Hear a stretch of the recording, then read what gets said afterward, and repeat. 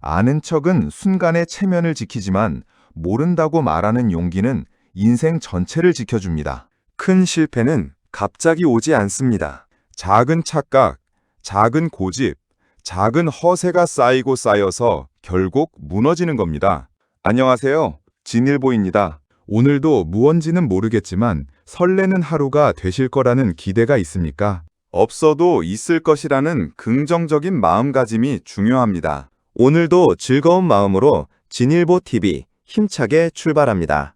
여러분, 혹시 이런 순간이 있으셨나요? 분명 잘 모르는 이야기인데 괜히 아는 척을 해버린 적? 그리고 나중에 더 큰 실수로 돌아온 경험. 친구들과 대화하다가 내가 잘 모르는 주제가 나왔는데 왠지 나만 모르면 뒤처지는 것 같아서 고개를 끄덕였던 적. 혹은 직장에서 상사가 지시를 내리는데 정확히 이해가 안 됐음에도 불구하고 네, 알겠습니다 라고 대답해버린 적 말이죠. 오늘 이야기의 핵심은 단 하나입니다. 모르는 걸 모른다고 말할 수 있는 용기. 공자는 이렇게 말했습니다. 지지위, 지지, 부지위, 부지, 시지야. 아는 것은 안다고 하고 모르는 것은 모른다고 하는 것. 그것이 진짜 지혜다. 그런데 우리는 왜 이 간단한 진리를 지키지 못할까요? 사람은 나이가 들수록 더 많이 안다고 생각합니다. 경험도 쌓였고, 직장에서도 인정받았고, 가정에서도 중심이 되어 살아왔으니까요. 그런데 문제는 여기서 시작됩니다. 이 정도는 내가 알지. 내가 이걸 몰라? 이 마음이 쌓이면서 우리는 점점 모른다는 말을 하지 못하게 됩니다. 결국 어떤 일이 벌어질까요? 첫째, 판단이 틀립니다. 모르는 상태에서 결정을 내리니 결과가 잘 나올 수가 없습니다. 둘째, 주변 사람들이 떠납니다. 사람들은 모르는 사람보다 모르면서 아는 척하는 사람을 더 싫어합니다. 셋째, 성장 자체가 멈춥니다. 모른다고 인정해야 배우는데 이미 다 안다고 생각하니 배울 게 없다고 착각합니다. 이게 바로 인생이 망가지는 시작입니다. 큰 실패는 갑자기 오지 않습니다. 작은 착각, 작은 고집, 작은 허세가 쌓이고 쌓여서 결국 무너지는 겁니다. 어떤 분은 사업을 하다가 큰 손해를 봤습니다. 주변에서 여러 번 말렸지만 끝까지 듣지 않았습니다. 이유는 단 하나였습니다. 내가 더 잘 안다. 하지만 결과는 수십 년 쌓아온 것을 한 번에 잃었습니다. 또 어떤 분은 건강 문제를 가볍게 넘겼습니다. 인터넷 조금 보고 이 정도는 괜찮아 라고 판단했죠. 결국 병을 키워서 훨씬 더 큰 치료를 받게 되었습니다. 이 모든 문제의 뿌리는 같습니다. 모르면서도 모른다고 말하지 못한 것. 또 하나의 약간은 각도가 다른 예를 들어보겠습니다. 전직 40년 경력의 관료 출신 장관이 도지사로 당선되어 도정에 임하면서 도청 공무원들과 소통이 잘 안 되었습니다. 부하 공무원들의 말을 들으려 하지 않았다고 합니다. 왜냐? 자기가 공무원 경력도 가장 많고 나이도 가장 많다 보니 자기보다 더 많은 것을 아는 사람은 없다라고 판단했기 때문이죠. 어떻게 모든 분야, 모든 문제를 구체적으로 알 수 있겠습니까? 착각 속에 빠진 겁니다. 모르는데도 안다고 혼자만 생각한 데서 오는 오류입니다. 이것은 오만이지요. 우리 주변에서 가장 흔히 볼 수 있는 가짜 알매 사례도 한번 볼까요? 신입사원 A씨는 열정이 넘칩니다. 회의 시간에 팀장님이 새로운 마케팅 용어인 리텐션 마케팅과 LTV에 대해 언급하며 A씨, 이거 개념 잡고 있죠? 라고 묻습니다. 사실 A씨는 들어만 봤지 정확한 개념은 모릅니다. 하지만 무능해 보이기 싫어서 네, 당연하죠. 라고 대답합니다. 결과는 어떻게 됐을까요?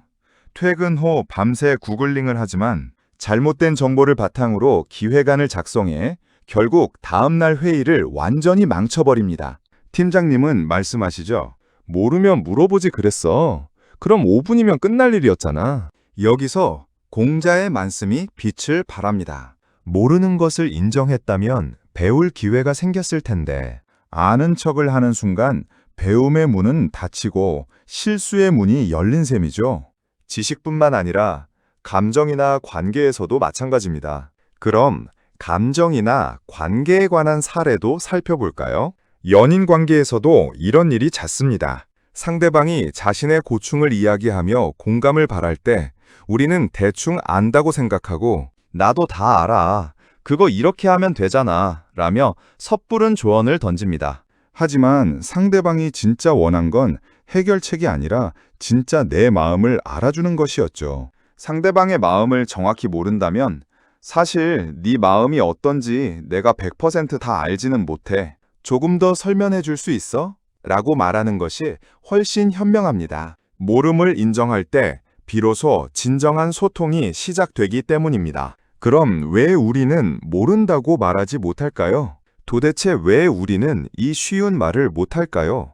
심리학적으로 보면 취약성에 대한 공포 때문입니다. 모른다고 말하는 순간 내가 상대보다 열등해 보이거나 무식해 보일까봐 두려운 거죠. 하지만 여러분, 현대사회처럼 정보가 쏟아지는 시대에 모든 것을 다 아는 사람은 존재할 수 없습니다.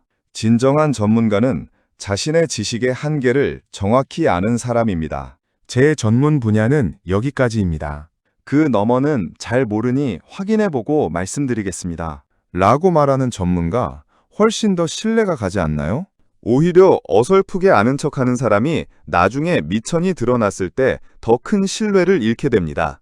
이제 마무리로 공자님의 말씀을 다시 한번 되새겨봅시다. 지지위, 지지, 부지위, 부지, 시지야. 여기서 마지막 구절인 시지야, 이것이 아는 것이다에 주목해야 합니다. 내가 무엇을 알고 무엇을 모르는지 파악하는 메타인지가 높아야 진짜 성장이 가능합니다. 모름을 인정해야만 새로운 지식이 들어올 빈자리가 생깁니다.